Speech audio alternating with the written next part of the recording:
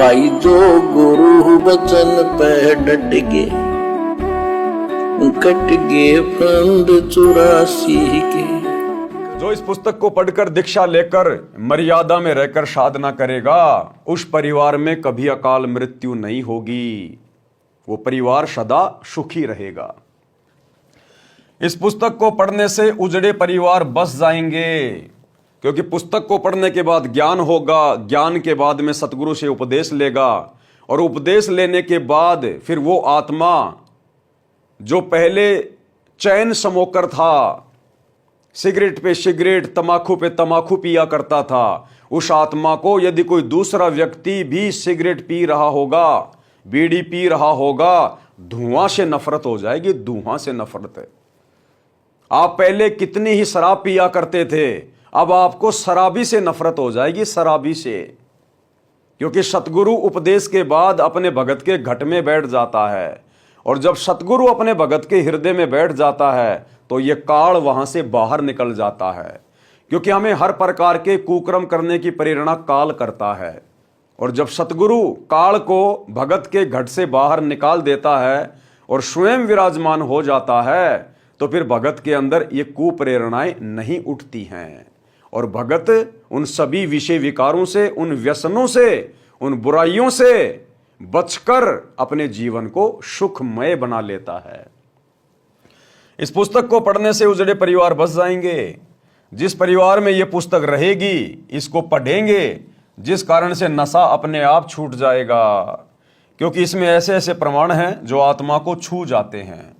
शराब, तंबाकू तथा अन्य नशे के प्रति ऐसी घृणा हो जाएगी कि इनका नाम लेने से रूह कांप जाया करेगी।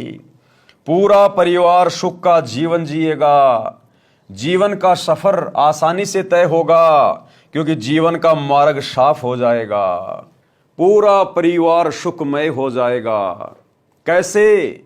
जैसे पहले एक पिता जो शराब का आदी था, नशे का आदी था, जितना पैसा वो कमाया करता था उसका 70% हिस्सा वो शराब में, नशे में, तमाकू में, बीड़ी और गुटखे में बर्बाद कर दिया करता था। नशे में धुत होकर घर पर आता था, घरवाली को पीटा करता था, बच्चों को पीटा करता था, समय पर बच्चों की स्कूल की फीस नहीं भर पाता था, बच्चों के लिए बढ़िया बढ़िया भोजन की और कपड़ों की व्यवस्था नहीं कर पाता था, जिस कारण से वो उस परिवार के ऊपर दुखों का पहाड़ टूटा हुआ था। वो परिवार दुखालय था, दुखों का घर था। और जब उस भले आदमी को इस बात का ज्ञान होगा, सतगुरु की ये पुस्तक पढ़कर, इस अनमोल ज्ञान को पढ़कर, जब उसे इस बात का ज्ञान होगा कि जब पिता घर पर आता है तो बच्चे अपने पिता की राह देखते हैं, इंतजार करते हैं कि घर पर पिताजी आएंगे, पापा जी आएंगे, उनके आने का समय हो गया है। एक बच्चा कहेगा पापा जी मेरे लिए आज केले लाएंगे, दूसरा सोचेगा पापा जी मेरे लिए नए नए कपड़े लाएंगे, और वो पापा नशे में धुत होकर आकर बच्चों को मारता है, पीटता है, धमकाता है। तो सोचिए भाई और बहनों, उस परिवार पर क्या गुजरती होगी, उन बच्चों के दिलो दिमाग पर क्या गुजरती होगी। और आगे चलकर वो बच्चे भी फिर वैसा ही व्यवहार, वैसा ही आचरण करेंगे, वैसा ही खाना पीना करेंगे जो उन्होंने अपने घर में सीखा है, अपने माता पिता से सीखा है। तो इस पुस्तक को पढ़ने से ज्ञान होगा, और ज्ञान होने के बाद में बुराइयां छूटेंगी और वो घर सुखमय हो जाएगा। पूरा परिवार सुख का जीवन जिएगा, जीवन का सफर आसानी से तय होगा, क्योंकि जीवन का मार्ग साफ हो जाता है। इस पुस्तक में पूर्ण परमात्मा कौन है, उसका नाम क्या है, उसकी भक्ति कैसी है, सब जानकारी मिलेगी। क्योंकि भाई और बहनों, भक्ति करते करते भी विश्व का 99% प्राणी दुखी केवल इसलिए है। भक्ति तो वो कर रहा है, लेकिन उसे अभी तक ये नहीं पता कि मैं किसकी भक्ति कर रहा हूं, परमात्मा कौन है, भगवान कौन है। अरे भक्ति तो उसके बाद शुरू होगी जब हमें यह पता चलेगा कि भगवान कौन है, भक्ति किसकी करनी चाहिए, सबसे सर्वशक्तिमान सुख का सागर परमात्मा कौन है। जब हम पतिव्रता आत्मा की तरह, पतिव्रता स्त्री की तरह अपने एक पति परमेश्वर की भक्ति शुरू करेंगे, तब हमें सुख होंगे, रोज नए नए सुख होंगे उस परमेश्वर की भक्ति से। लेकिन आज से पहले हम भक्ति भी कर रहे थे, जो भी हमें जैसा भी बता दिया करता था, समझा दिया करता था।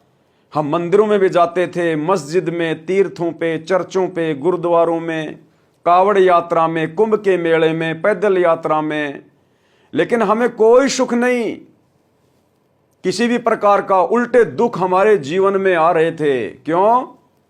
क्योंकि हमारा मार्ग सही नहीं था, हमारी भक्ति शास्त्रों के अनुसार नहीं थी। क्योंकि शास्त्र भक्ति का संविधान है।